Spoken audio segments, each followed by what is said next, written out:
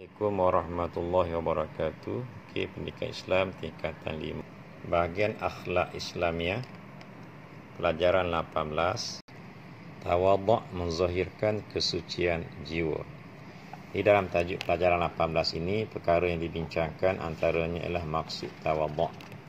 Tawadhu' ni suatu istilah daripada bahasa Arab. Jadi pelajar kena hafalah tawadhu' ni maknanya bahasa Arab yang telah diistilahkan menjadi bahasa Melayu. Jadi bila disebut tawadhu' bermaksud sikap kerendahan hati kepada Allah dan juga sesama manusia. Jadi pegang kepada kata kunci rendah hati. Dalil nakli, dalil Quran dan hadis yang menggesa kita ni bersifat tawadhu'. Di sini pengarang buku ni bawa dalil daripada hadis Nabi sallallahu alaihi wasallam. Yang pertama, wa ma tawadha'a ahadun lillahi illa rafa'ahu Allah. Maksudnya tidaklah seseorang itu merendahkan diri kepada Allah, malaikat Allah Taala akan mengangkat darajatnya. Hadis ini hadis riwayat Muslim. Jadi di sini ceritakan bahawa antara hikmah kelebihan orang yang bersifat tawadhu' ini ialah Allah Taala akan mengangkat kedudukannya. Yang keduanya, hadis riwayat daripada Iyad bin Hammar bahawa Rasulullah sallallahu alaihi wasallam bersabda, Innallaha auha ilayya an tawadhu hatta la yafkhara ahadun ala ahadin wa la yabghi ahadun ala ahadin. Hadis pun riwayat Muslim.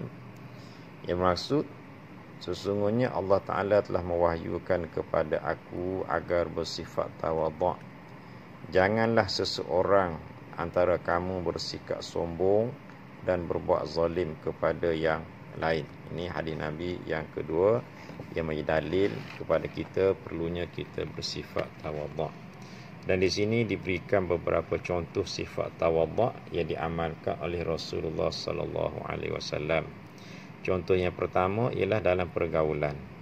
Di sini mana diceritakan atau diriwayatkan bahawa Nabi sallallahu alaihi wasallam menunjukkan sifat tawadhu' ketika bergaul, terutamanya dengan kanak-kanak. Jadi walaupun Nabi ini memiliki kedudukan yang tinggi dan mulia, baginda tidak sombong dengan kedudukannya. Sebaliknya, baginda menghormati, menyayangi kanak-kanak.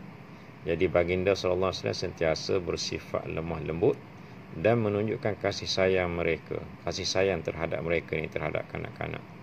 Yang mana Anas bin Malik radhiyallahu anhu pernah meriwayatkan bahawa Rasulullah sallallahu alaihi wasallam selalu menyantungi kanak-kanak, yakni dengan mendahulukan ucapan salam ketika bertemu dan akan membelai rambut mereka dengan perasaan kasih sayang. Contoh yang kedua dari sifat tawadhu' inilah contoh Nabi sallallahu alaihi wasallam tawadhu' dalam kehidupan berumah tangga. Yang mana diriwayatkan Rasulullah sallallahu alaihi wasallam menunjukkan sifat tawadhu' ketika bersama dengan keluarga. Yang mana baginda bersama-sama membantu isteri melayani keluarga dan menguruskan rumah tangga. Jadi Urwah bin Az-Zubair radhiyallahu anhu kata, seseorang bertanya kepada Sayyidina Aisyah, yakni isteri Nabi sallallahu alaihi wasallam. Jadi ditanya, adakah Rasulullah sallallahu alaihi wasallam bekerja di dalam rumah baginda? Jadi ditanya Aisyah lah, isteri Nabi, adakah baginda ni nak bantu Aisyah lah buat kerja dalam rumah? Lalu Sayyidatina Aisyah menjawab, Rasulullah sallallahu alaihi wasallam menampal selipar, menjahit pakaian dan melaksanakan tanggungjawab dalam rumah tangga seperti mana dilakukan oleh orang lain. Hadis ini hadis riwayat Ahmad. Jadi berdasarkan contoh ini jelas bahawa Nabi sallallahu alaihi wasallam walaupun kedudukan dia tinggi tetapi dia tetap menjalankan tanggungjawab hingga sanggup menampal seliparnya sendiri dan menjahit pakaian. Dalam contoh yang ketiga ni, tawadhu' ketika makan dan minum. Dalam hadis ni, hadis riwayat daripada Muslim, diriwayatkan bahawa Nabi sallallahu alaihi wasallam ni bersifat tawadhu' ketika makan dan minum. Jadi baginda ni tidak pernah mencela makanan yang disediakan untuk baginda. Macam kita ni, kita suka cela masim lah, pedas lah, tawar lah. Tapi Nabi tidak mencela makanan. Jadi jika baginda suka makanan tersebut, baginda akan memakannya. Tapi bila baginda tidak menyukainya, baginda meninggalkan sahaja. Jadi Nabi ini tidak menzahirkan perasaannya, sebaliknya hanya berdiam diri sahaja.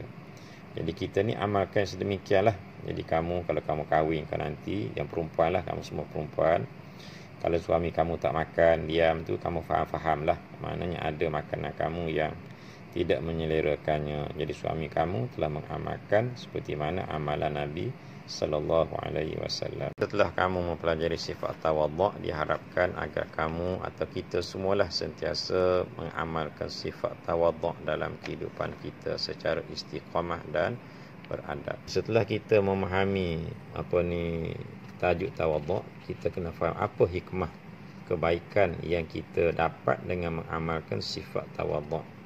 Di dalam buku ni diberi beberapa contoh lah. Jadi dalam bab hikmah ni kamu boleh kemukakan mana-mana idea sendiri yang kamu rasakan logik sesuai dengan kehendak syarak. Okey, yang pertama, hikmah tawaduk ni membentuk insan yang bertakwa kerana sentiasa mengamalkan sifat mahmudah.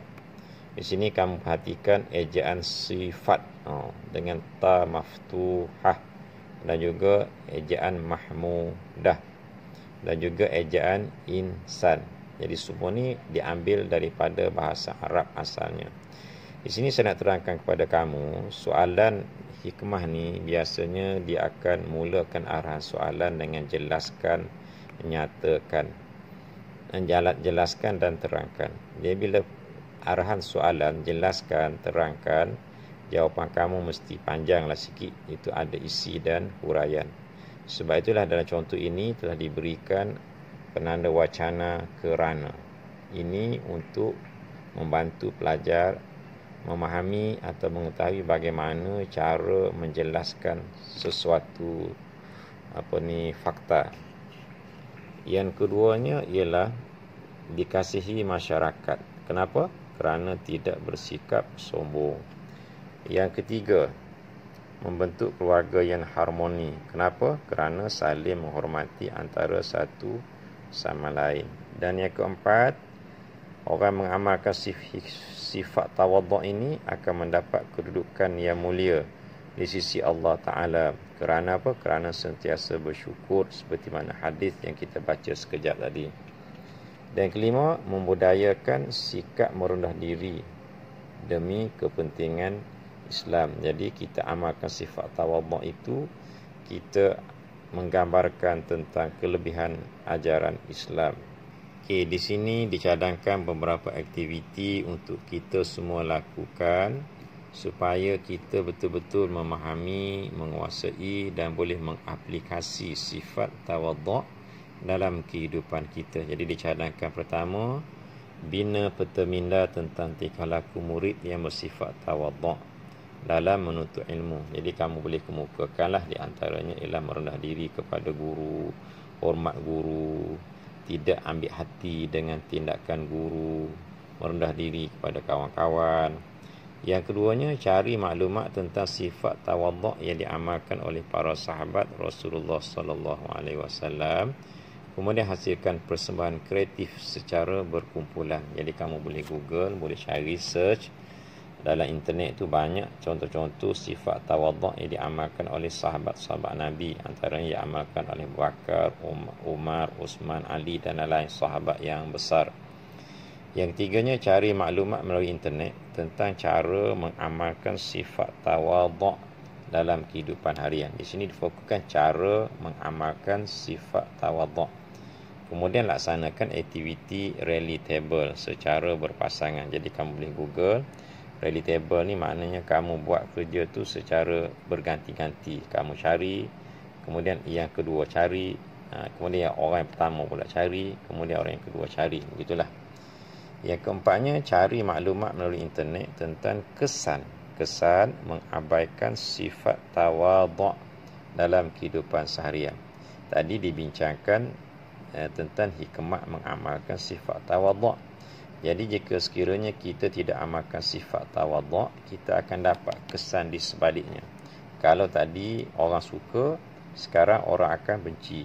Kalau tadi akan mendapat kedudukan tinggi di sisi Allah, sekarang dia akan mendapat kedudukan rendah di sisi Allah. Di dalam buku kamu ni tidak diceritakanlah tentang keburukan tidak mengamalkan sifat tawaduk. Tapi saya harap kamu boleh jelaskannya dengan secara terbalikkan hikmah mengamalkan sifat tawaduk. Seterusnya aktiviti imbas QR code dan cetak senarai semak yang disediakan, tandakan raih pada pernyataan yang tepat tentang tawaduk. Okey, ni QR code yang disediakan di sini. Okey, kamu boleh gunakan QR code dalam handphone masing-masing dan lakukan aktiviti yang dicadangkan. Okey, di bawah ni dinyatakan tentang penilaian. Jadi penilaian ni sebenarnya untuk menilai sejauh mana kefahaman kamu, ingatan kamu dan aplikasi kamu terhadap tajuk maudhu' yang kita pelajar. Jadi ada 5 soalan. Yang pertama, apakah maksud tawadhu' ni? Soalan direct. Yang kedua, nyatakan dalil. Okey, pun tu dah ada direct. Jelaskan 2 contoh sifat tawadhu' diamalkan Rasulullah, yang dah diterangkan tadi. Terangkan 2 hikmah sifat tawadhu' dalam kehidupan, telah diterangkan tadi. Okey, soalan kelima. Sifat tawadhu' merupakan satu daripada sifat mahmudah. Jadi isu dia atau soalan dia ialah berdasarkan pernyataan di atas, bagaimanakah amalan sifat tersebut boleh memberikan kesan kepada masyarakat. Jadi benda ni kamu kena bincangkan dengan menggunakan pendekatan kebat. Tetapi ingat, pada kata kunci kamu ialah amalan sifat tersebut dan kesannya kepada masyarakat.